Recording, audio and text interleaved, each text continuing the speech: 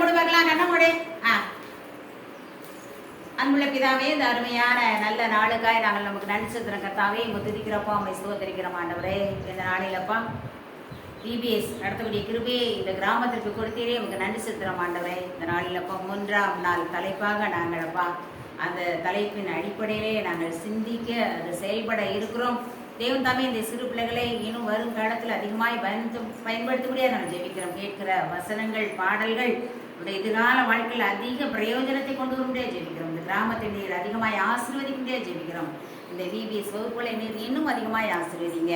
இதற்காக கொடுத்த உழைத்த மக்களை ஆசிரியர்களை தேவரை அதிகமாக நீர் ஆசீர்வதிக்க முடியாது ஜெபிக்கிறோம். மீதியான வேலை பொழுது நீர் பொருட்படுத்திக் கொள்கிறாக. இயேசு கிறிஸ்து நாமத்தில் வேண்டுகிறோம் நல்ல பிதாவே. சரி, கருத்து வசனம் என்ன பார்த்தோம் நேற்று? கருத்து வசனம் சொல்லு.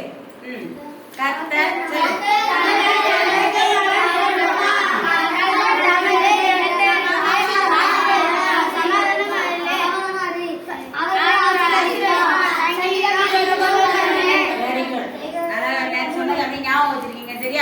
இன்னைக்கு நம்ம என்ன தலைப்புல பார்க்க போறோம் அப்படின்னா, எதற்காக வலிமை. இன்னைக்கு என்ன பார்க்க போறோம்? எதற்காக வலிமை அப்படின்னா, சுகமாய் வாழ வலிமை. என்னது? உங்க காலுக்கு கைக்கு நல்ல சுகமா இருந்தா தான் என்ன செய்ய முடியும்? ஓட முடியும், படிக்க முடியும், நடக்க முடியும், வேலை செய்ய முடியும். அப்ப நமக்கு என்ன வேணும்? உடம்புல சுகம் வேணும். நமக்கு என்ன வேணும்? உடம்புல சுகம் வேணும். எதற்காக வலிமை? சுகமாய் வாழ வலிமை. சுகமாய் வாழ வலிமை. அதாவது வலது கையினால் அவனை பிடித்து சொல்லு பாப்பா. தூக்கி விட்டான். உடனே அவனுடைய கால்களும் கரடுகளும் பலன் கொண்டது. மனப்பாட வசனம் இதுதான். வலது கையினால் அவனை பிடித்து தூக்கி விட்டான். உடனே அவனுடைய கால்களும் கரடுகளும் பலன் கொண்டது. நம்ம எதற்காக உடம்புல என்ன எதுக்காக வலிமை சொன்னேன்? சுகமாய் வாழ. சுகமாய் வாழணும், கவலை இல்லாம வாழணும், பிசாசுன்னு கட்டி இல்லாம வாழணும், உலகத்துல வியாதி இருக்கக்கூடாது, பிரச்சனை இல்லாம சுகமாய் வாழணும்னா கர்த்தருடைய வலிமை தேவை. கர்த்தருடைய வலிமை தேவை. சரி, நமக்கு ஒரு வலிமை இருக்குன்னு வச்சுக்கிடுவோமே. நமக்கு ஒரு பெரிய வலிமை இருக்கு. அத நல்ல காரியத்துக்கு பயன்படுத்தணுமா, கெட்ட காரியத்துக்கு பயன்படுத்தணுமா? நல்ல காரியம். நமக்கு நிறைய அதிகாரம் இருக்கு அப்படின்னா கெட்ட காரியத்துக்கு என்ன செய்யக்கூடாது? நல்ல காரியத்துக்கு மட்டும்தான் என்ன செய்யணும்? அதுதான் தேவனுக்கு மிகவும் பிடிக்கும். அதுதான் தேவனுக்கு மிகவும் ஒரு அதிகாரம் இருக்குன்னு வச்சுக்கோயே. அந்த அதிகாரத்தை தவறான வழியில என்ன செய்யக்கூடாது? பயன்படுத்த கூடாது. அதிகாரத்தை தவறான வழியில பயன்படுத்த கூடாது. சரியான வழியில பயன்படுத்தக்கூடிய வலிமையை கர்த்தரிடம் இருந்து நீங்கள் பெற்றுக்கொள்ள வேண்டும். சரி, ஒரு உண்மையான சம்பவத்தை இன்னைக்கு சொல்ல போறேன். ஒரு உண்மையான சம்பவத்தை கவனிக்கிறவங்களுக்கு பதில் சொல்றவங்களுக்கு தான் முட்டாய். சரி, படிக்கிறியா? கையெழுத்துக்கு எந்திரிச்சு சொல்லணும். ரெடியா? சரி. ஐயோ இவ்வளோ கருப்பா இருக்கானே, ஐயோ இவ்வளோ கருப்பா இருக்கானே, ஒல்லியா இருக்கானே, ஓமக்குச்சி மாதிரி இருக்கானே, நடந்த கீழே விழுந்துருவானே, இவன் ஒலிம்பிக்ல ஓடி பட்டம் வாங்க போறானா, பரிசு வாங்க போறானா, போட்டியில ஜெயிக்க போறானா, இவன் ஜெயிப்பானா, பார்த்துருவாமே அப்படின்னு நிறைய பேரு ஒருவனை கேலி பண்ணாங்க. ஒருவனை என்ன செஞ்சாங்க? கேலி பண்ணாங்க. அவன் பேர் என்னன்னா கிப் கைனோ. அவன் பேர் என்னது? இவன் ஒலிம்பிக் ஓட்டத்துல பங்கு பெற்றானா, ஜெயிச்சானா அப்படிங்கறத பத்தி இப்போ நம்ம என்ன செய்ய போறோம்? பார்க்க போறோம். சரியா? சரி, ஆப்பிரிக்கா கண்டத்தில் என்ன கண்டம்? ஆப்பிரிக்கா கண்டத்தில் கென்யா என்ற நாடு. கென்யா என்னது? நல்லா கவனிக்கணும். சரியா? நல்லா கவனிச்சவங்க தான் பிரைஸ் உண்டு. சரியா? ஆப்பிரிக்கா கண்டத்தில் கென்யா அப்படிங்கிற ஒரு நாட்டுல ஒரு கிராமம், கிராமம்ன்றது உங்க கிராமம் அது என்ன? 1940ஆம் வருடம் ஜனவரி மாதம் பிறந்தவன் கிப் கைனோ. 1940ஆம் ஆண்டு ஜனவரி மாதம் பிறந்தவன் யாரு? கிப் கைனோ. அவன் யாரு? அவன் எப்படி இருப்பான்? கருப்பா இருப்பான், ஒல்லியா இருப்பான், காலெல்லாம் ஓமக்குச்சி மாதிரி இருப்பான், ரொம்ப மெலிஞ்சிருப்பான், இப்படி இப்படி இருப்பான். என்ன அவன் இப்படிதான் இருந்தான். சரியா? அவன் என்ன செய்ய, ஒரு கிறிஸ்தவ பள்ளிக்கூடத்தில் சேர்ந்தான். ரொம்ப நல்லா படிச்சான், ரொம்ப ஆர்வமா படிச்சான், ரொம்ப ஆர்வமாக படிச்சான். அப்போ அங்க ஆசிரியர் என்ன செஞ்சாங்க அப்படின்னா, நல்ல நல்ல காரியங்களை சொல்லி தந்தாங்க. தாவீது கதையை பத்தி சொன்னாங்க, சிம்சோன் கதையை பத்தி ஆசிரியர் சொன்னாங்க. அப்போ தாவீது சின்ன பையனா இருந்தாலும் அவன் வலிமை உள்ளவனா இருந்தான். எப்படி இருந்தான்? வலிமை உள்ளவனா. அதே மாதிரி சிம்சோன் அப்படித்தான். காட்டுல வர சிங்கத்தை கூட ஒத்தையால அடிச்சு கொண்டுருவான். யாரு? சிம்சோன். யாரு? இந்த 2 பேர் கதைய ஆசிரியர் சொன்னாங்க.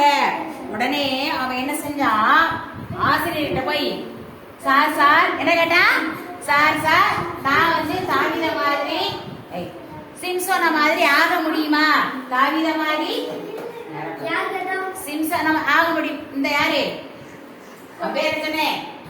கிப் கைனோ. அவன் பேர் என்னடா? கிப் கைனோ. ஆனா ஆசிரியருக்கு பதிலே சொல்ல முடியல. ஏன்னா அவன் ரொம்ப மெலிஞ்சிருப்பான், காலெல்லாம் ஒல்லியா இருக்கும், குறுகி நடப்பான். அப்படி இருந்த உடனே ஆசிரியர் போய் கேட்டான். உடனே ஆசிரியர் பதிலே சொல்ல முடியல. ஆசிரியர் தாவீதை பத்தி சொன்னாரு, சிம்சோனை பத்தி சொன்னாரு. 2 பேருமே வலிமை உள்ளவர்கள். இவனுக்கு வலிமை இல்லாததுனால கொஞ்சம் பதில் சொல்ல முடியல. அதுக்கப்புறம் இந்த ஆசிரியர் என்ன சொன்னாங்க அப்படின்னா, நீ இயேசுவை மாத்திரம் வலிமையாக வைத்துக்கொள். என்ன சொன்னாங்க? ஆமா, நீ எப்படி இருந்தாலும் பரவாயில்ல, உன் உடம்பு ஆண்டவர் பார்க்கல, உன் உள்ளத்தை பார்க்க. எதை பார்க்காரு? நீ ஏசப்பாவை நம்பு, நீ என்ன காரியம் வேணாலும் செய்யலாம்னு சொன்னாங்க. ஏசப்பாவை நம்பு. ஒலிம்பிக் போட்டியில வெற்றி பெற ரொம்ப ஆசை. ஒலிம்பிக் அப்படின்னா நிறைய போட்டிகள்ல கலந்து கொண்டு வெற்றி எடுப்பது, தங்க பதக்கம் கிடைக்கும். அதுல வெற்றி எடுத்தா என்ன கிடைக்கும்? தங்க பரிசு எல்லாம் தருவாங்க. ஒலிம்பிக் போட்டி கேள்விப்பட்டிருக்கீங்களா? அதுல நிறைய போட்டிகள் இருக்கும். ஆமா, 1000 மீட்டர் ஓட்டம், 2000 மீட்டர் ஓட்டம், 5000 மீட்டர் ஓட்டம், இந்த மாதிரி ஓட்டங்கள்லாம் இருக்கும். மாரத்தான் ஓட்டம் இதெல்லாம் நிறைய இருக்கும். மலை ஏறுதல், கிரிக்கெட், இப்படி நிறைய போட்டிகள் இருக்கும். ஒலிம்பிக் ஓட்டம் அதுல எல்லாம் நான் வெற்றி பெறுவேன் அப்படின்னு அந்த தம்பி சொன்னான். உடனே ஆசிரியர் என்ன சொன்னார்? நீ நல்லா ஜெபம் பண்ணு. யார மட்டும் நீ நம்படா? ஏசப்பா நம்பு. எல்லாரும் நான் ஒலிம்பிக்ல சேர போறேன், நான் ஒலிம்பிக்ல சேர போறேன் அப்படின்னு சொன்னான். எல்லாரும் கிண்டல் பண்ணாங்க. எல்லாரும் என்ன செஞ்சாங்க? கிண்டல் பண்ணாங்க.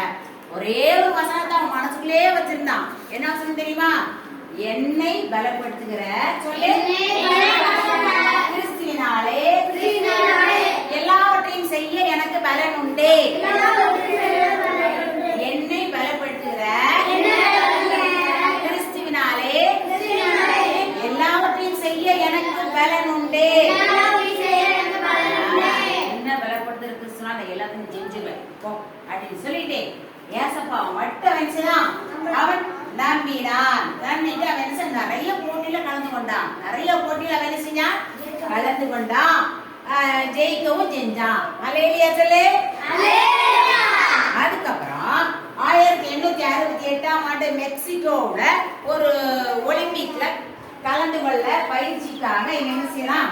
பயிற்சிக்காக அவன் ஆயத்தப்பட்டான். 1968ஆம் ஆண்டு மெக்சிகோவுல ஒரு ஒலிம்பிக் போட்டியில கலந்து கொள்ள அவன் ஆயத்தப்பட்டான். அவன் இந்த மாதிரி போட்டிகள்ல இருக்கும் பொழுது திடீர்னு அவனுக்கு என்ன வயிற்று வலி வந்துமா? என்ன வலி வந்துடும்? தாங்க முடியாத வயிற்று வலி. ரொம்ப நேரம் வயிற்று வலிக்கும். ஒரு நாள் ஃபுல்லா வலிக்கும், அப்புறம் 2 நாள் ஃபுல்லா வலிக்கும், 3 நாள் ஃபுல்லா வலிக்கும். டாக்டர் எல்லாம் சொன்னாங்க, எப்பா உனக்கு இந்த வியாதி இருக்குது, அதனால நீங்க ஒரு போட்டி என்ன செய்யக்கூடாது, கலந்துக்கலாம். கலந்து கொண்டேன்னா உயிருக்கு கூட கஷ்டமாயிரும். அதனால இந்த வயிற்று வலி வச்சுக்கிட்டு நீ என்ன செய்ய போற, அதனால போட்டியெல்லாம் கலந்து கொள்ள வேண்டாம் அப்படின்னு டாக்டர் என்ன செஞ்சுட்டாங்க, சொல்லிட்டாங்க. ஆனால் இவனுக்குள்ள ஒரு பெரிய நம்பிக்கை இருந்தது. என்ன இருந்தது?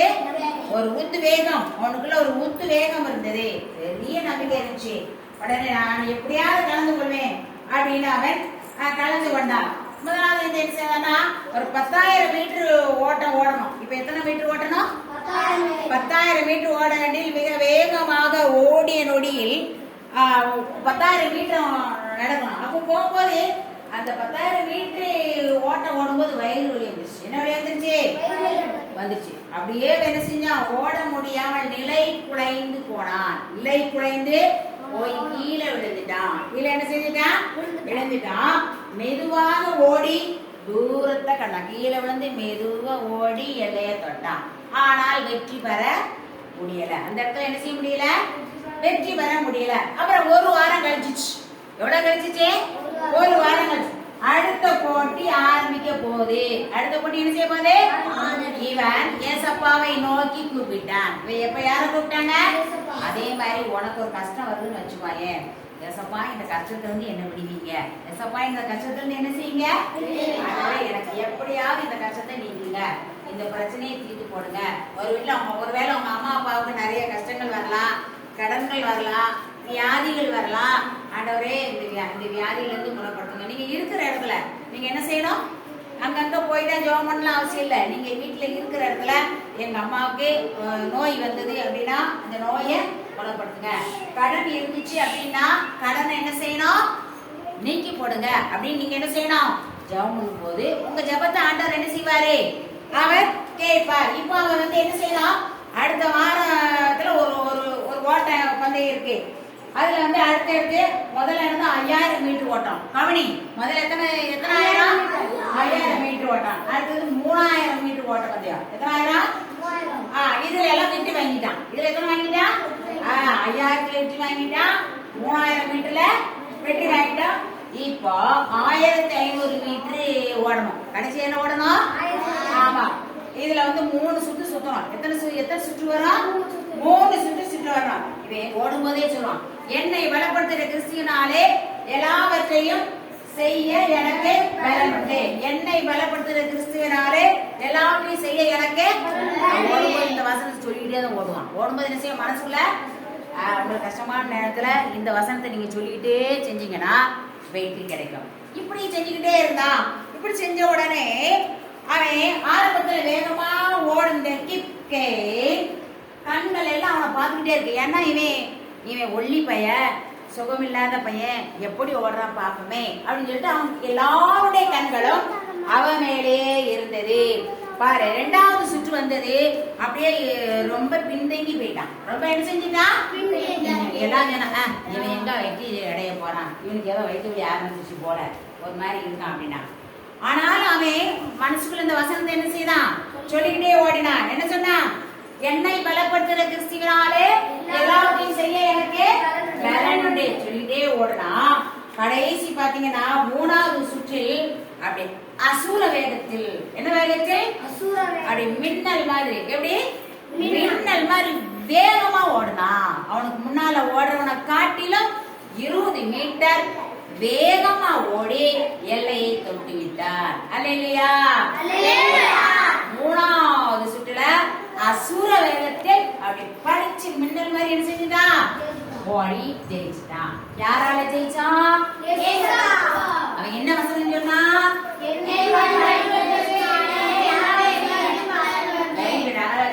என்னை பலப்படுத்துற கிறிஸ்துவினாலே எல்லாத்தையும் செய்ய எனக்கு சொன்னதுனாலதான் வெற்றி பெற்றான். அவனுக்கு நிறைய தங்க பதக்கங்கள் கிடைச்சிச்சு, நிறைய பிரைஸ் கொடுத்தாங்க.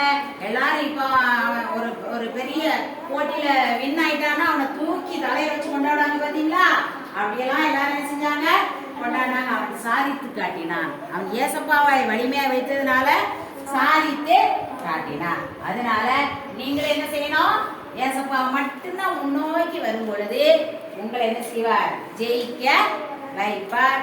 ஆமென்.